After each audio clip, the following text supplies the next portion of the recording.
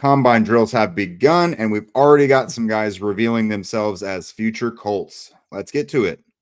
You are Locked On Colts, your daily Indianapolis Colts podcast. Part of the Locked On Podcast Network, your team every day.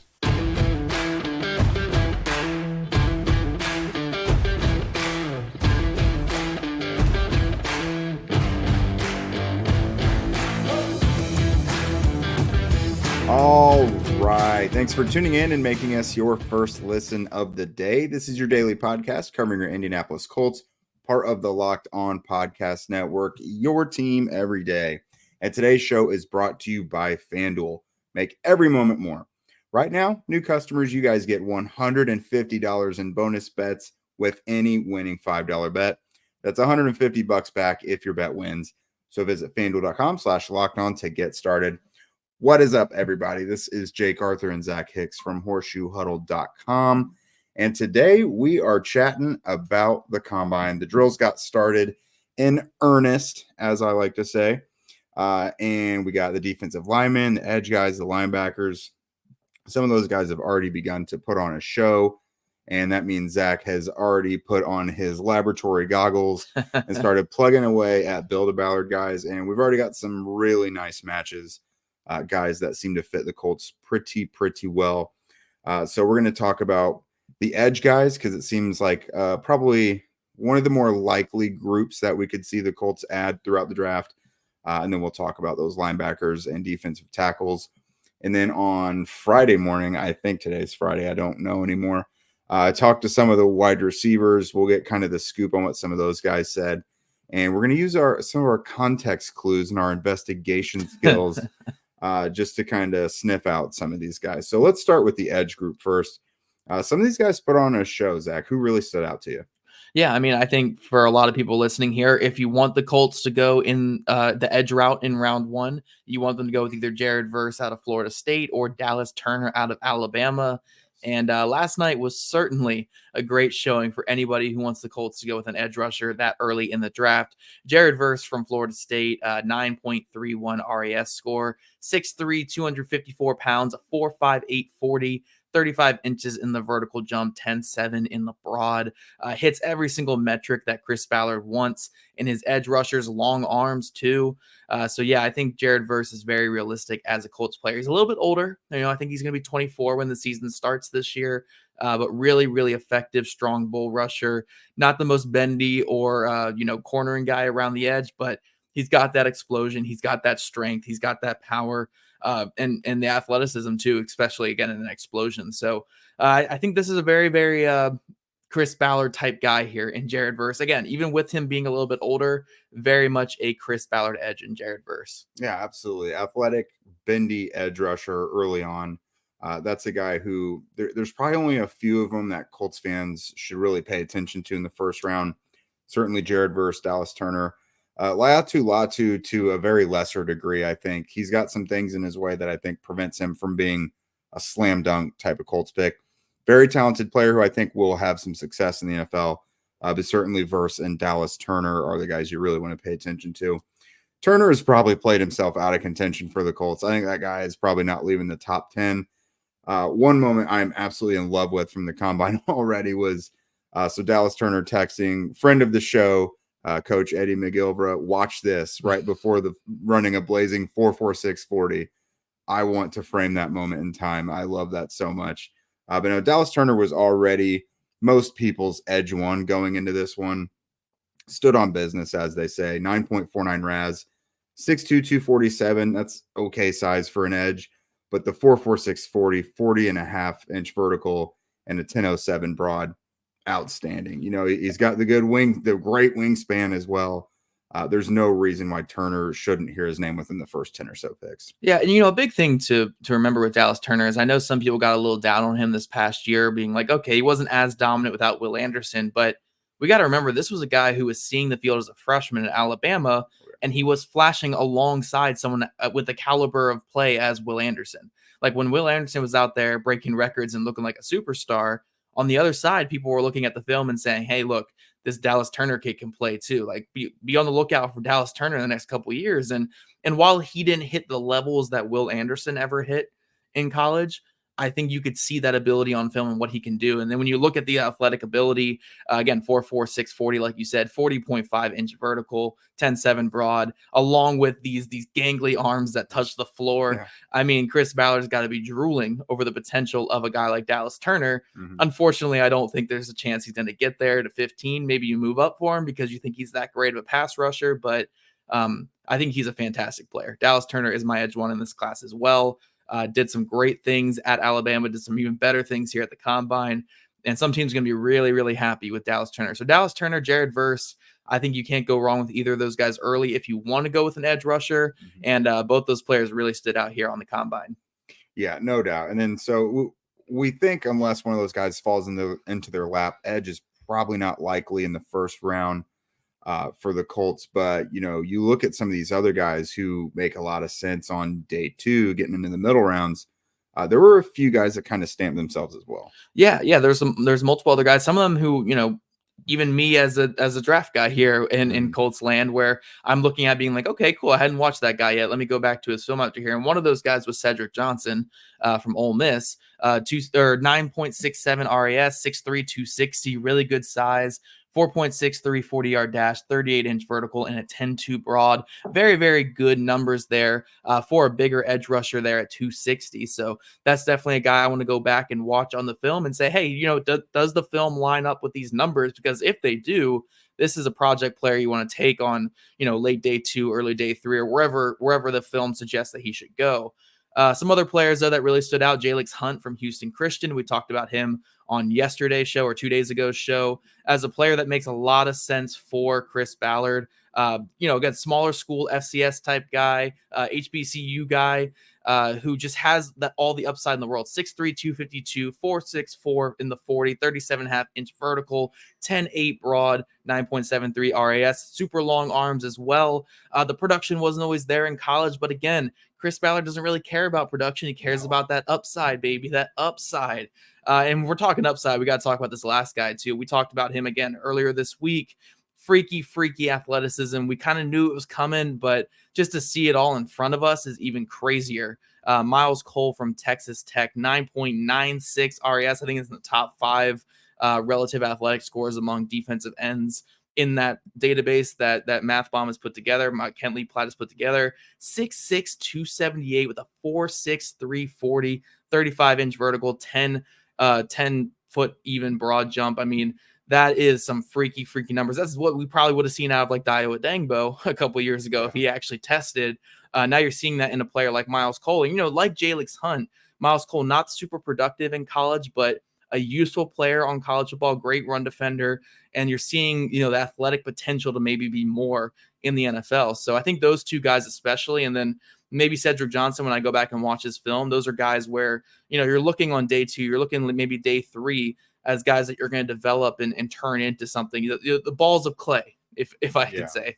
I think those guys fit a lot of what the Colts could look for later in the draft with depth at the edge rusher position. Yeah, so when Chris Ballard spoke during the Combine the other day, I asked him about, Jim Nagy had mentioned rounds 5, 6, 7 of the draft are basically going to be depleted of what the usual talent would be. And then Chris basically said, it's not that it's depleted of talent. There's actually more players. They're older players.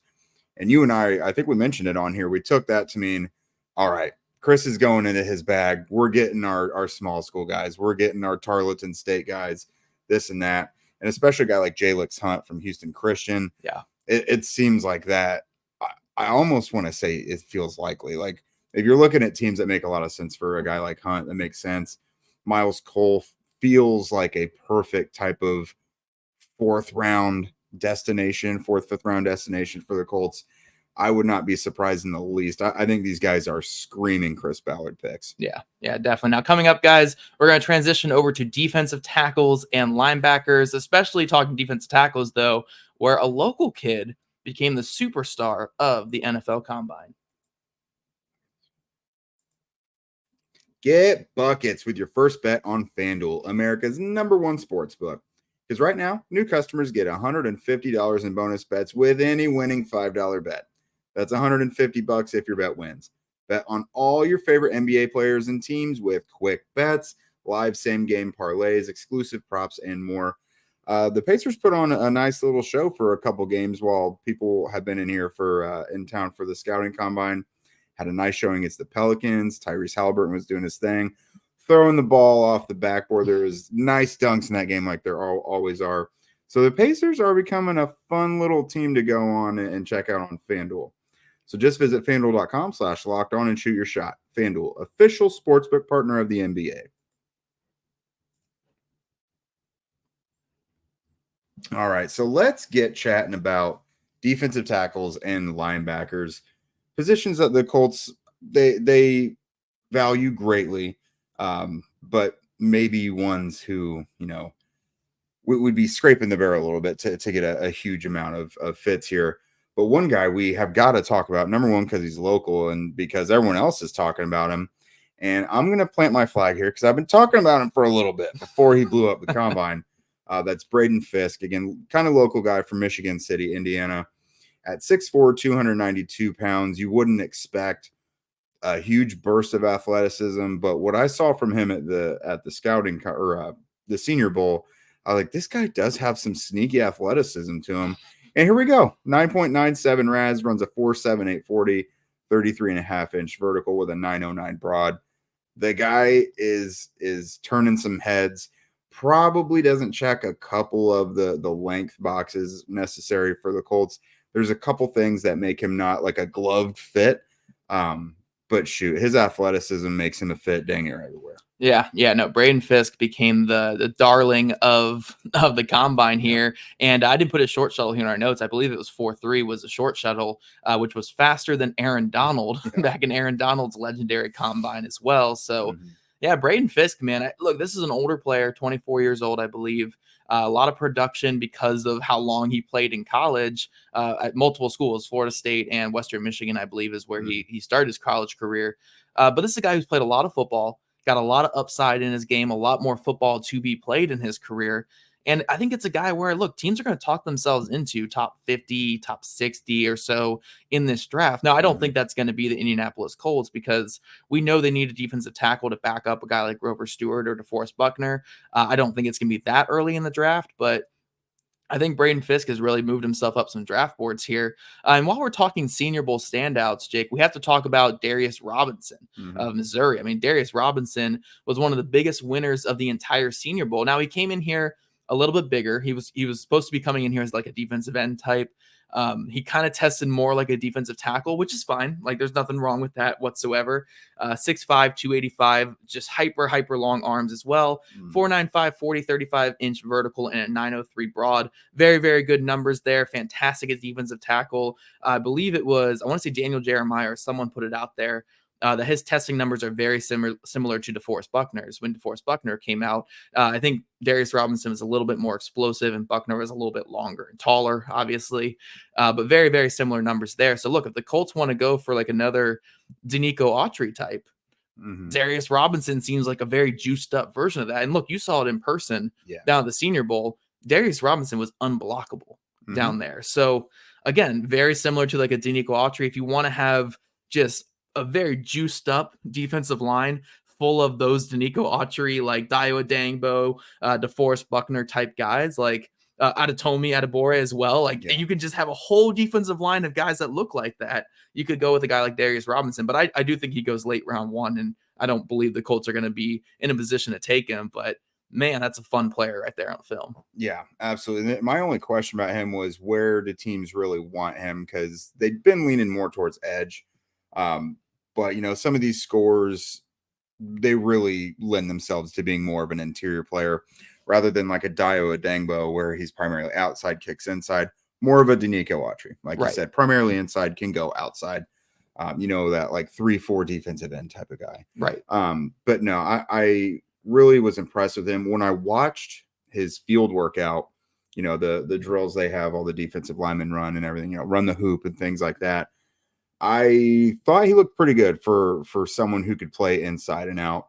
And again, if he can get that huge punch in his hands like a guy like Autry had, which again, he did really well in those one-on-one drills in Mobile, I'm pretty impressed. I don't think he did anything to hurt his stock. I think that probably just answered more questions, really. Yeah. Now teams will be like, okay, we're probably a little more comfortable moving him or keeping him inside, kicking outside on certain downs. So I still think his stock is just fine. It's probably sitting there right at the bottom of the first round. Yeah. No, I completely agree. Now there were a couple other defensive tackles here, Jake, that I put down. Now I have something in my throat here, Jake. Can you list these last two for me? We'll just go over them pretty quick. Yeah, Mason Smith, great guy. No, so Zach is trying to get me to bite on this one. So this guy does fit the Colts really well, and their defensive line is chock full of guys with names that are difficult to pronounce. I usually do pretty well with those. This guy out of Clemson, he's a disruptor. He is an absolute menace, especially against the run. It's Rook Aroro. Scooby-Doo. Yeah, Scooby-Doo. That's exactly right. No, this dude's legit. 9.9 RAS, 6'4", 294, 4'8", 940 with 32-inch arms and a 908 broad. The Colts need interior defensive line depth. We saw that was glaringly obvious last year. I'm okay with the guy like Aroro. I like it. Yes. Fantastic film. I know we're joking here about the name and stuff only because Jake has been struggling to say it this whole week, but fantastic player. And look, I'm really hoping he ends up in Indy because one, I love the fit, and two, I love the vibes. I just love the vibes here on the podcast with it. He fits right into the Colts. The Colts have an all-name team on the defensive line, and he fits right into that. Yep. And hey, look, we're going to transition to the linebackers that tested as well. And look, we're talking all-name teams here. This one is a really fun name to say. Jake, can you please say this one right here from Washington for me? I dig this one. It's Edon Osio from Washington. I nailed that. You're welcome. Yes, Edon Osio from Washington was the big star of the linebacker testing. 6'2", 236, 4'5", 40, 39.5-inch vertical with a 10.08 broad. Reach for this guy. Yeah, fantastic tester. Now that's a guy you want to go back and watch the film. He was at the Senior Bowl. Didn't hear much hype about him when he was down at the Senior Bowl, but definitely a guy you want to see there. A couple of the top tier guys, Edge Cooper and Cedric Gray, also tested really well, as well. Good length, good 40 times, good verticals. But Edifon, man, I think that's the guy I'm looking at. And look, he's only 6 foot, right? Like that's a lot shorter than typical, but I'm pretty sure our boy Saguna Luby's also a little bit shorter too, right? Yeah, a little bit. Shorter, real athletic guy. But you and I actually, it was actually to see how to pronounce his name, but we cut on a little bit of the tape of him. And, the Colts need that coverage linebacker. It looked like he was kind of excelling against screen passes and, within 5 to 10 yards downfield outside the hashes. So that could be a nice little guy on day 3 for them to look up and maybe add to the mix to help cure those coverage woes in the middle of the field. Yep, and we also got Jordan McGee from Temple, had a really good day. Trevin Wallace from Kentucky.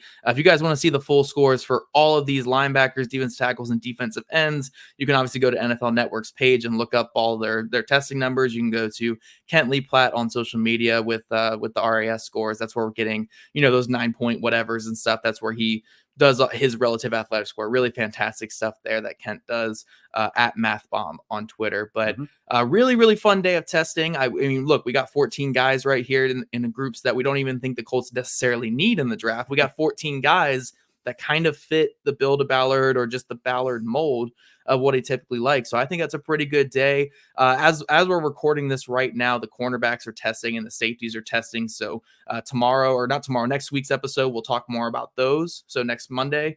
But really, really fun stuff here from the NFL Combine. Coming up, though, we're going to talk about our final day of media session. Yeah, our final day of media session availability. We talked to a couple burners on the outside at wide receiver. And look, man, I think both these guys fit the Colts pretty well. We're going to talk about that here in just a second. But first, this show is sponsored by BetterHelp. What's the first thing you do if you had an extra hour in your day? Go for a run, take a nap, read a book, show up for a friend. Probably take a nap out of all those ones. A lot of us spend our lives wishing we had more time. The question is, time for what? If time was unlimited, how would you use it? The best way to squeeze that special thing into your schedule is to know what's important to you and make it a priority. Therapy can help you find what matters to you so you can do more of it. Again, I've told you guys multiple times on this show, I love my wife. but I especially love my little dog. That's my favorite little guy right there. And look, doing things like therapy has helped me find out that, look, this dog is the most important thing in the entire world. And so I just got to spend more time with him. I got to leave Jake's house and get right back to him. So if you guys are thinking of starting therapy, give BetterHelp a try. It's entirely online, designed to be convenient, flexible, and suited to your schedule. Just fill out a brief questionnaire to get matched with a licensed therapist and switch therapists anytime for no additional charge. Learn to make time for what makes you happy with BetterHelp. Visit BetterHelp.com/lockedon today to get 10% off your first month. That's BetterHelp, HELP.com/lockedon.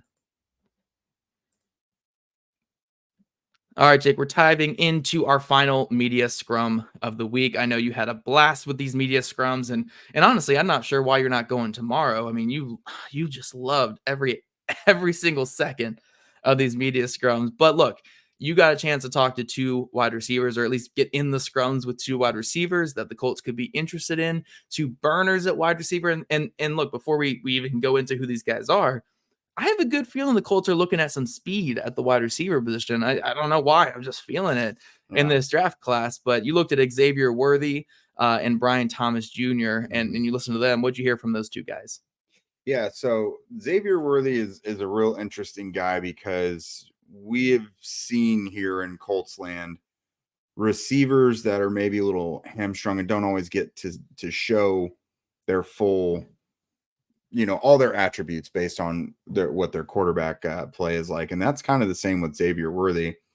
You and I have been kind of maybe not throwing comps around, but like, who do these guys remind you of at all, skill set wise? And, I think you said Deshaun Jackson, Tavon Austin type.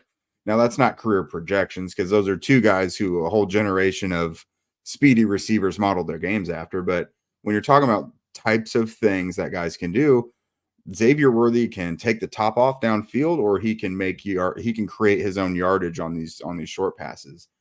So that's certainly something that the Colts could use. Kind of a souped up Josh Downs. You know what I mean? Like, we've seen Josh Downs can do things all over the field, but he can also create his own yards after the catch. So certainly that would be a welcome addition, putting him on the outside of the formation alongside someone like a Michael Pittman and a Josh Downs. And then Thomas was the harder one for us to come up with a comp. There's a lot you can do. He's a taller, leaner receiver.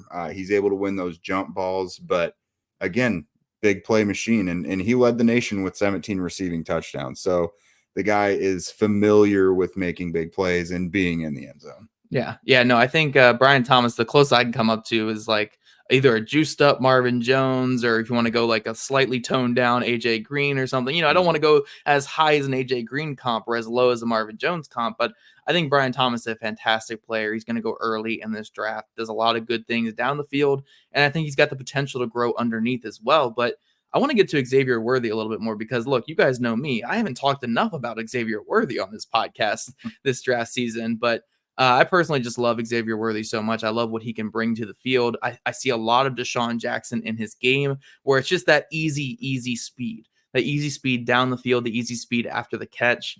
And think about what Shane Steichen was doing with a guy like Kez Watkins in a very limited role in Philadelphia. Now imagine that with, a much faster, explosive, easier speed guy down the field and Xavier Worthy.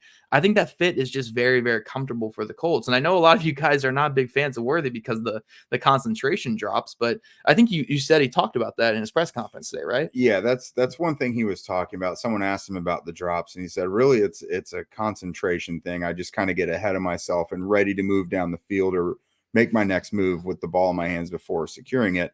Because you made a good point. He doesn't have a problem with tracking the ball and bringing it in downfield because that's all you're focusing on is bringing in that ball. But it's when he's already thinking ahead to what he's going to do after the catch. That's fixable. So that's not a big deal. It's something he knows he needs to fix. And I'm sure it's something every team he's met with has talked about. Yeah. So either of these guys, I love them. I mean, Brian Thomas, you probably have to take at 15. Worthy, yes, you might get away with in round 2, but I think personally you'd have to move up from the 47 to get him. Maybe if you move back from 15 into the mid to late 20s, Worthy is a good fit there. But there's a lot of interesting options with those two guys. But again, from something that we heard today or maybe didn't hear, I'm not going to confirm or deny anything. I do think the Colts want a lot of speed at that wide receiver position. They want more explosion. And yes, Chris Ballard mentioned that Anthony Richardson naturally creates a lot of explosion just because of who he is, but you also need the guys who can get down there and make those plays happen. And I think that, both of these players can really take a top off the defense and create those explosive plays for you. Yeah, especially Thomas. One thing I didn't really get to ask him because everyone wanted to know what team he worked out with and what he thought of the personnel of every team in the NFL. Right. He played with a guy in Jaden Daniels, LSU Heisman winner, that can move around and create on his own. That's obviously something Anthony Richardson can do. A lot of receivers, they just want that pocket passer that's going to get rid of the ball quick and get it to him. But, some guys kind of relish that keeping the play alive, and maybe your route is finished how it was designed to be run, but now there's a new challenge that, your quarterback has created 5 more seconds. Let's get out and try and find an open spot downfield. So a lot of guys really embrace that and excel in that. And I'm interested to see if Brian Thomas, I think he's got the skill set to really flourish in a situation like that. And I'm really interested to see how he could fit in with the Colts, because I haven't been necessarily looking for immediate upgrades over Alec Pierce, but I think he would immediately come in and complement Josh Downs and Michael Pittman very well. Yeah. No, I very much agree there. So both those guys, keep an eye on them this draft season. And you can also learn about these guys quite a bit with the Indy Draft Guide. Indy Draft Guide's pre-orders are now open for $8.99 with code DRAFTMISS. You get access to an essential piece of reading for Colts fans, both before and after the draft, featuring 225 plus in-depth scouting reports, features, and much more. Click the link in our show notes to pre-order today. You can, again, learn all about Brian Thomas. You can learn all about Xavier Worthy and hundreds of other players there. And if you guys don't already, make sure you're following at Locked On Colts, at Jake Arthur NFL, and at Zach Hicks2, all on Twitter. Also subscribe to us on YouTube, wherever you listen to your podcast. We love your guys' ratings and reviews, and we'll catch you guys back here bright and early next week.